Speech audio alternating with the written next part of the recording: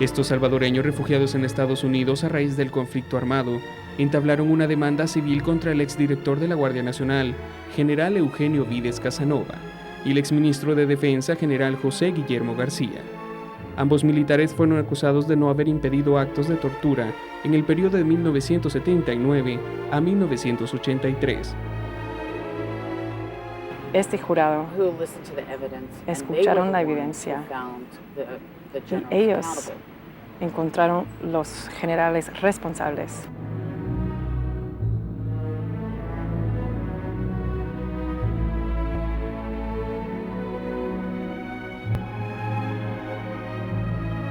En Estados Unidos, los responsables de este tipo de delito, considerado internacionalmente como de lesa humanidad, son castigados con el reconocimiento de culpabilidad y con una indemnización económica a las víctimas. Bueno, yo tuve el privilegio, porque fue un privilegio, de ser invitada al juicio. La mayor reparación es lo que se hizo precisamente ahí, es que se diera a luz la verdad, que la administración de alguna manera juzgara y que se diera una sentencia.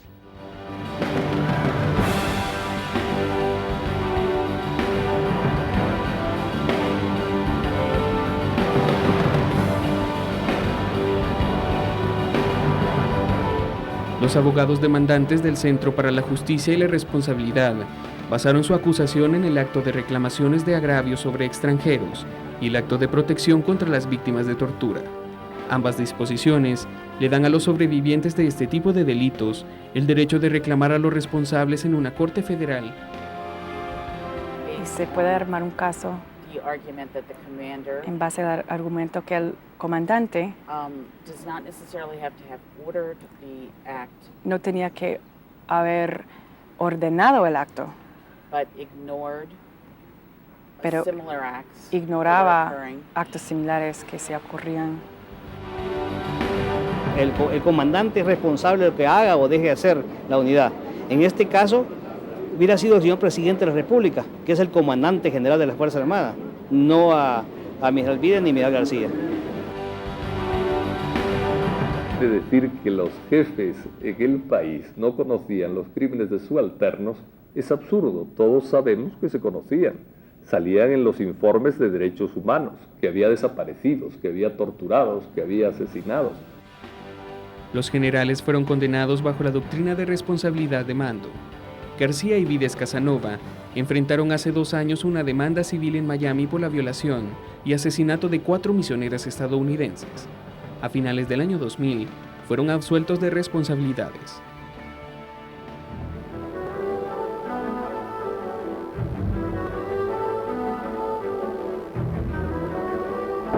Hemos lamentado mucho el secuestro de un niño en San Miguel, Carlos Villatoro Fuentes.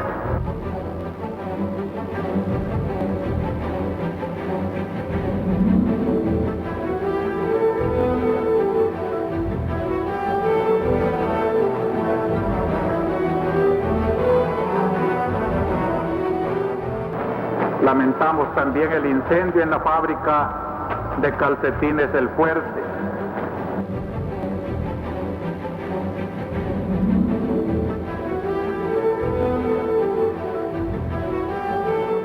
Y la muerte de 4 personas civiles, campesinos y 3 guardias heridos, que según información oficial tuvo lugar en un enfrentamiento allá por San Vicente. Felices los que tienen hambre y sed de justicia, porque ellos serán saciados. Este es un trozo del Evangelio que una de las 3 víctimas que ganaron el caso, Neris González, predicaba siendo catequista en San Nicolás Lempa. Yo trabajé voluntariamente en la pequeña iglesia de San Nicolás Lempa durante los años del 76 al 79.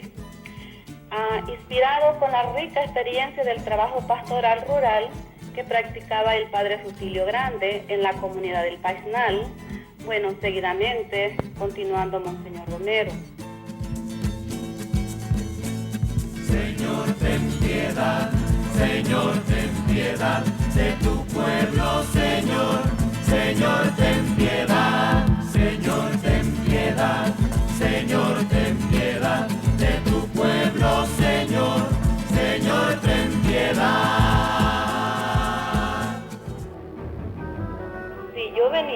de vender, de dejar la carne con las señoras del mercado.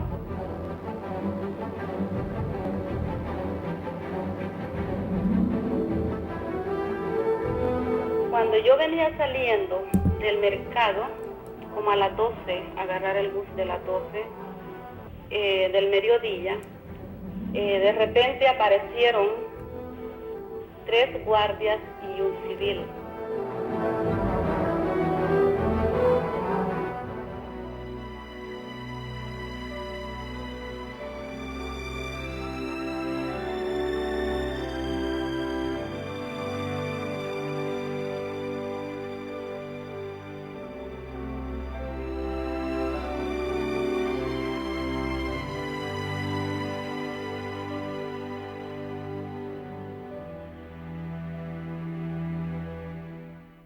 De los 22,000 casos recibidos por la Comisión de la Verdad, se señalaba como responsables en un 85% de esos casos, o bien la Fuerza Armada, o grupos paramilitares, o escuadrones de la muerte aliados con el ejército.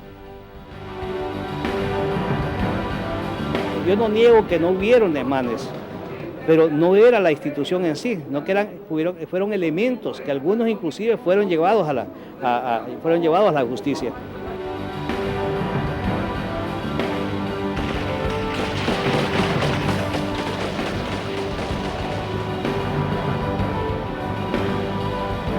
La Guardia Nacional, mucha gente no la conoce, más en los Estados Unidos, partamos de ahí, que no conocía nuestra organización. La Guardia Nacional no estaba como en un cuartel que están los soldados formando en la diana, en retreta, a la hora del almuerzo, ¿verdad? No, que son unidades que estaban diseminadas en toda la República.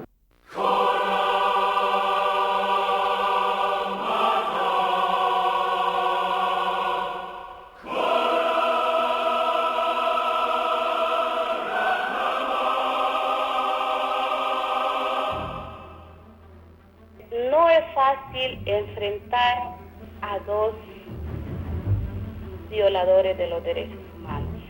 Máximamente estás tocando a 2 generales, la máxima autoridad militar.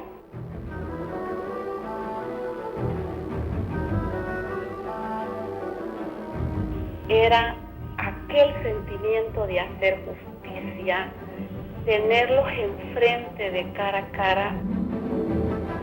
Y como Neris dijo después del veredicto, he tenido pesadillas por 20 años. Y ahora espero que son ellos que tengan las pesadillas.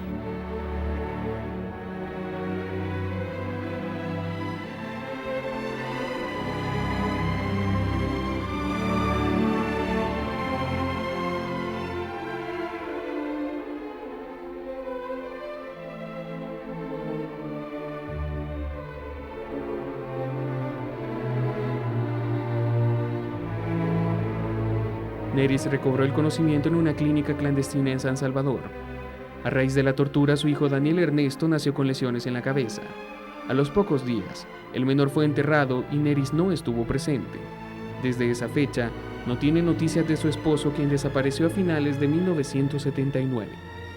Fue su momento de vindicar la vida de su hijo, que se había sido robado por los actos del militar.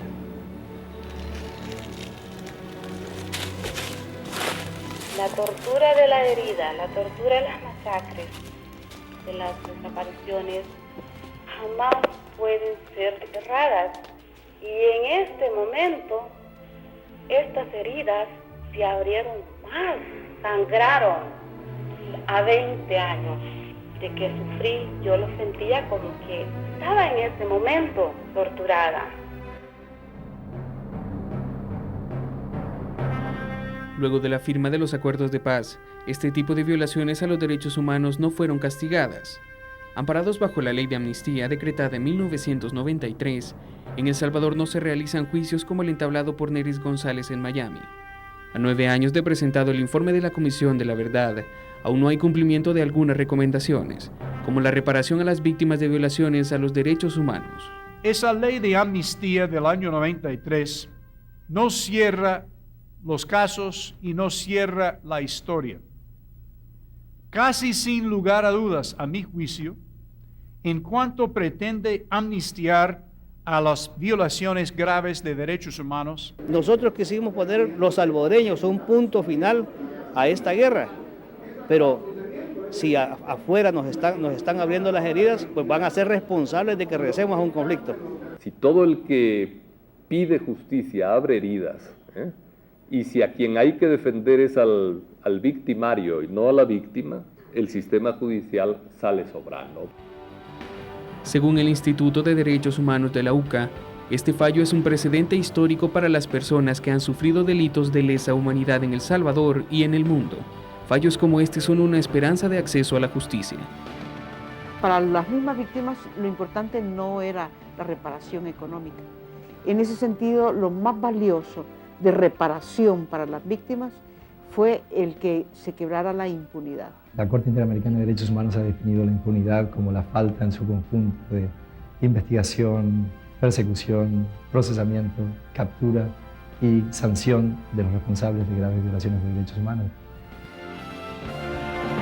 Para los ganadores del juicio, Carlos Mauricio, Juan Ramagosa y Neris González, este fallo es un incentivo de resarcimiento a los daños causados y esperan que otras víctimas puedan buscar los mecanismos legales en otros países, como lo hicieron ellos en Estados Unidos. Para mí fue una experiencia que yo siempre había soñado para que se realizara aquí en El Salvador, no fuera de El Salvador, para que la sociedad entendiera que ese es el camino de la verdadera reconciliación, del verdadero perdón. Estaba la ley y la ley hay que usarla. Eso nos motivó a nosotros a llevar este juicio a gritar al mundo de que ellos eran y siguen siendo responsables